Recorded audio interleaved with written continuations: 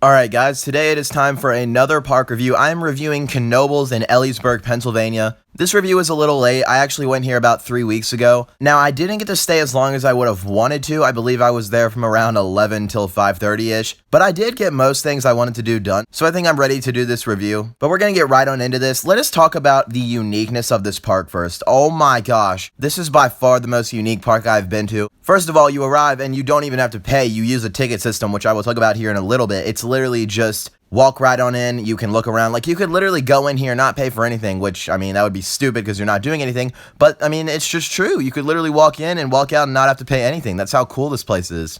There's literally a former road that goes through the park, which is part of the reason why it splits in half, so that's really cool. There are dogs everywhere. You can bring your dogs and pets here, which I found something to be really cool. I just loved walking around and seeing all these pets everywhere. That was awesome.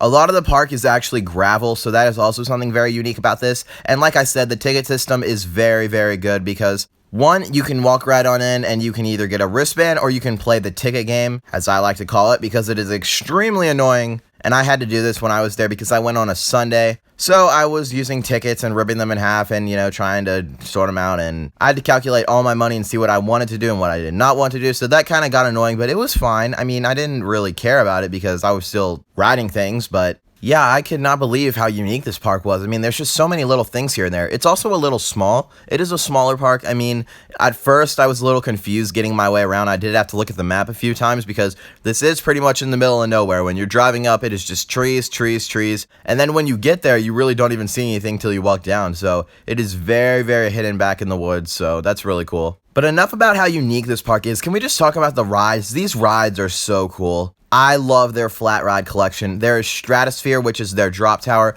It was a fantastic drop tower, one of my personal favorites. The Flyers, as you all know, these are pretty famous for being the best out there. You can snap them like crazy. They were really good. I liked them. They were just a little overrated. I don't think they were as insane as people put them out to be. Well, they were insane, but I'll just say they weren't as good as some people said. They were awesome, though. They were definitely one of my favorite flat rides. They have some water rides here like Skaloosh, and after I watched that thing hit the ground, I was like, yeah, I am definitely not doing that. So we went to the log flume instead, which is called Giant Flume, and this is actually pretty fun. One of my personal favorite log flumes. It was very cool. Can we just talk about their Haunted Mansion? Their Haunted Mansion is so freaking sketchy, but it is awesome. It's really old, it feels cheesy, but I love it because of how stupidly funny it is. Like, it feels a little corny in there, but it's pretty cool. And literally, like I said in my top 10 rides for Knoebels video, the scariest part of this Haunted Mansion is actually at the end when the truck freaking honks its horn, because of how loud it is and you're just not expecting it. Like, literally all the monster parts of the ride are not that scary. I actually jumped when the truck honked its horn at the end. It was so loud. They have some pretty good roller coasters here, like the legendary Phoenix. That is, of course, an awesome ride. Has some great airtime. Twister is a very fun in-house Woody as well. Had some great lats, and it was pretty intense. Impulse was a ride that definitely surprised me. It was fun, but nothing insane. Flying Turns is their unique wooden bobsled here at the park. It was actually a little more forceful than I was expecting. Pretty fun, just kind of short. Cosmos Curves is their kiddie coaster, just, your traditional E&F Miller. It was kind of cool up until the end, where it was actually really aggressive. And, of course, Black Diamond. This is sort of half dark ride, half roller coaster. I didn't really care for it that much. I thought it was kind of stupid. Some people will argue, well, you gotta appreciate it because it's traditional and it's kind of the experience. Well, even then, the experience was kind of stupid.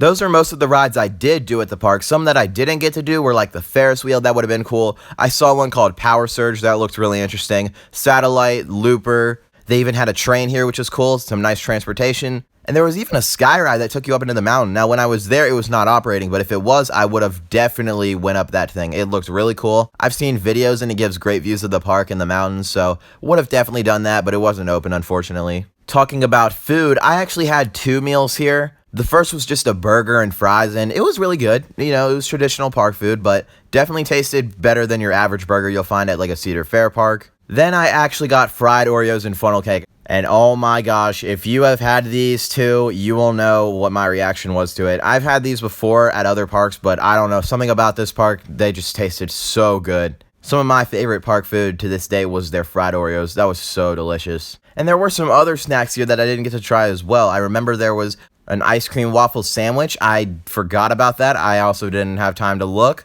I would have loved to do that. Next time I go here, I'll definitely try and get that. And just some overall great looking food options here. I mean, you have so much variety in this park and it's all so good.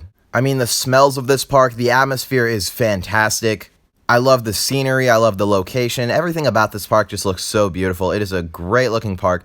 It feels like an amusement park, but the atmosphere was way better than I was expecting. And you have this classic carnival style music in the background over near Phoenix, and it's all gravel with benches, little trees here and there. It's really nice. It truly is a nice looking park, for an amusement park at least. And I think part of the reason why is because of the gravel pathways, the music, the smells, the fact that it's out in the woods and the mountains.